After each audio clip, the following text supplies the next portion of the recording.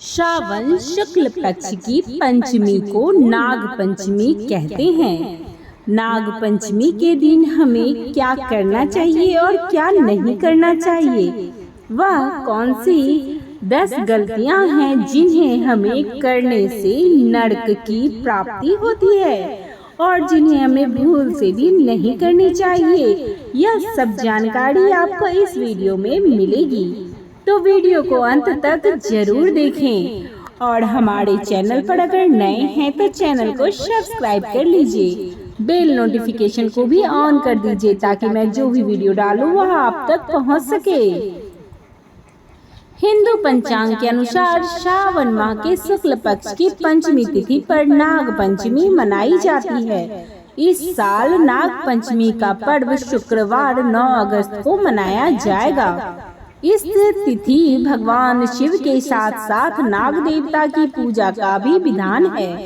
धार्मिक मान्यताओं के अनुसार नाग पंचमी पर नाग देवता की पूजा अर्चना से साधक के जीवन में सुख समृद्धि बनी रहती है। साथ ही इस दिन खेतों में फसलों की रक्षा के लिए भी नाग देवता की पूजा की जाती है। नाग पंचमी के दिन नाग देव की आराधना से भगवान भोलेनाथ प्रसन्न होते हैं और अपने भक्तों को सारी मनोकामना को पूर्ण करते हैं। सनातन धर्म में नाग पंचमी का बहुत ही खास महत्व बताया गया है। इस दिन महिलाएं भगवान शिव के आभूषण यानी कि नाग देव के उपासना करके उनसे आशीर्वाद मांगती हैं। जिन लोगों की कुंडली में काल सर्प दोष होता है वे सभी भी इस दिन खास उपाय करके इस दोष से मुक्ति पा सकते हैं। हर साल सावन मास के शुक्ल पक्ष की पंचमी को यह त्योहार मनाया जाता है। नाग पंचमी के दिन पूजा पाठ करने से जिंदगी में धन, अच्छी सेहत और सकारात्मक शक्ति का संचार होता है, लेकिन कुछ ऐसे काम हैं जिन्हें भूल कर भी नाग पंचमी के दिन नहीं करने चाहिए, वरना जिंदगी नरक बन जाती है। साथ ही हम जानेंगे कि नाग पंचमी के दिन कौन से काम करने चाहिए। आज हम आपको बता रहे हैं कि नाग पंचमी के दिन कौन से काम करने हैं और कौन सी गलतियां नहीं करनी है। लेकिन उससे पहले अगर आप चाहते हैं कि भगवान नागदेव की आशीर्वाद आपको भी प्राप्त हो तो चैनल को सब्सक्राइब करके लाइक कर दें और अपने दोस्तों के साथ शेयर भी करें। कमेंट बॉक्स में हर हर महादेव जरूर लिख दें। आइए जानते हैं नाग पंचमी के दिन क्या नहीं करना चाहिए। वैसे तो कभी भी किसी को गलत शब्द नहीं कहने चाहिए, लेकिन नाग पंचमी के दिन अगर कोई ऐसा करता है तो इससे समाज में परिवार की छवि धूमिल हो जाती है, साथ ही कष्ट भी झेलना पड़ता है।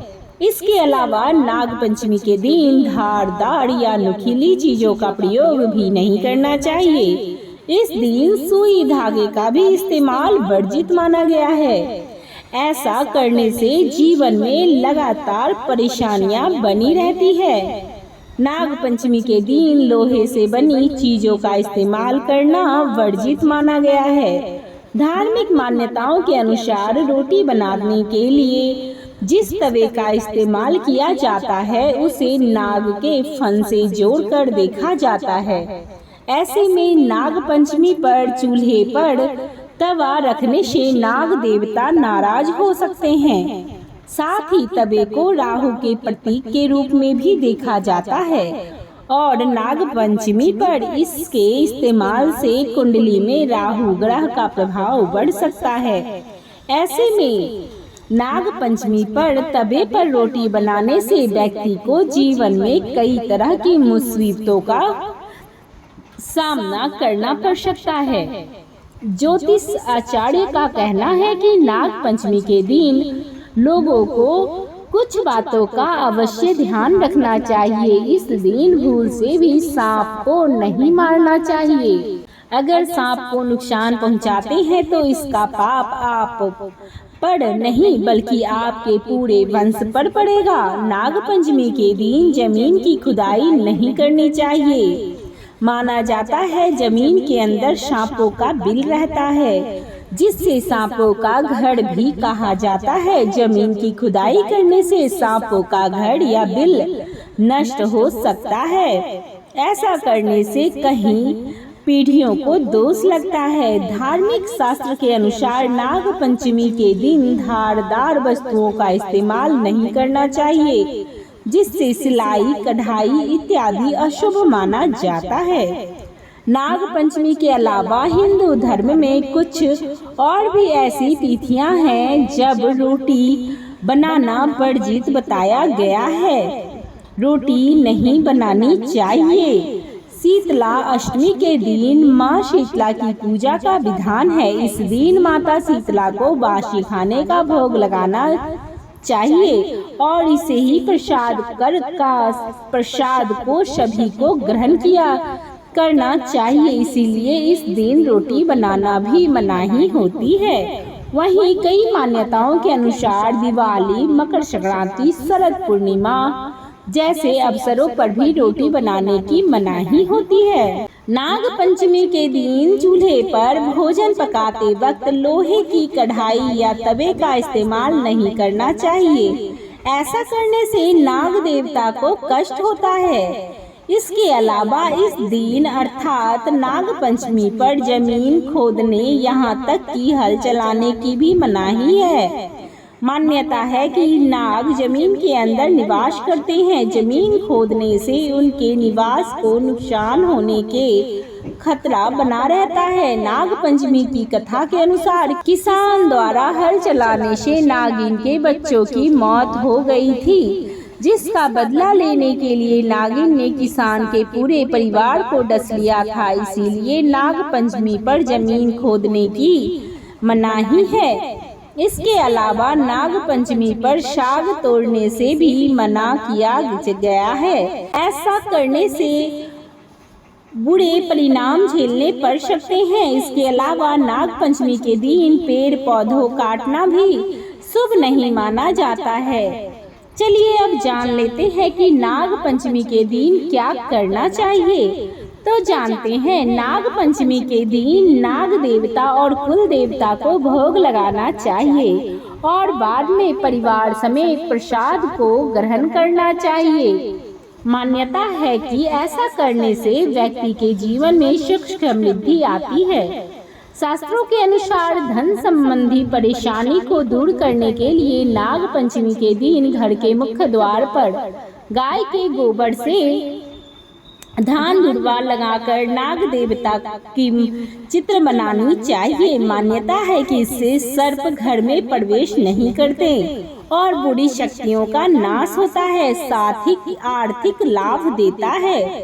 धार्मिक मान्यता अनुसार नाग पंचमी के दिन नाग गायत्री मंत्र का कम से कम 108 बार जाप करना चाहिए। मान्यता है कि ऐसा करने से व्यक्ति को भय से मुक्ति मिलती है। नाग पंचमी के दिन भगवान शिव के साथ नाग देवता की पूजा करनी चाहिए। इस दिन नाग देवता को जल में दूध मिलाकर अर्पित करना चाहिए। मान्यता है कि ऐसा करने से घर में आर्थिक संपन्नता आती है। शास्त्रों के अनुसार नाग पंचमी के दिन हर व्यक्ति को नाग पंचमी की कथा पढ़नी या सुननी चाहिए। मान्यता है कि ऐसा करने से जातक को काल सर्प दोष से मुक्ति मिलती है और मायावी ग्रह केतु राहु का अशुभ प्रभाव भी कम होता है। नाग पंचमी की पूजा में नीम, खीरा, नींबू, दही, चावल को मिलाकर एक विशेष पकवान बनाकर नाग देवता और कुल देवी देवता को अर्पण करें। इसके बाद इस प्रसाद को ग्रहण करें। इससे निरोगी रहने का आशीर्वाद मिलता है। इस दिन धान का लावा भी नाग देवता को चढ़ाना चाहिए। यह तमाम जानकारी जन रुचि को ध्यान में रखकर दी जा रही है। ज्योतिष और धर्म के उपाय और सलाहों को अपनी आस्था और विश्वास पर आजमाएं। वीडियो का उद्देश्य आपको बेहतर सलाह देना है। इस संदर्भ में हम किसी प्रकार का कोई दावा नहीं करते हैं। तो दोस्तों, आज की हमारी यह वीडियो आपको कैसी लगी कमेंट बॉक्स में जरूर बताइएगा। वीडियो अगर अच्छी लगती है तो वीडियो को एक लाइक अवश्य कर दीजिएगा और अपने दोस्तों के साथ शेयर भी अवश्य ही कर दीजिएगा। भगवान भोलेनाथ आप पर सदैव अपनी कृपा बनाए रखें। वीडियो के अंत तक बने रहने के लिए आपका धन्यवाद।